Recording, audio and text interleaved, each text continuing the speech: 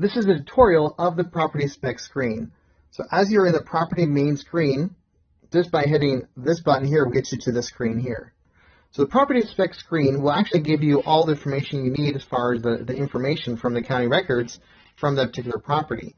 As you can see, it has the basic information of the property address, city, zip code, so on and so forth. You can actually plug in your own after repair value right there, and it gives you access to anywhere you see this calculator button is actually the deal analysis calculator, which gives you directly to there. It gives you the APN number, the estimated market value through the county records, even the building value, the land tax value if available, the year it was built, even the number of bedrooms, as you can see, square footage of the property, and also when the last time it was sold, as you can tell here.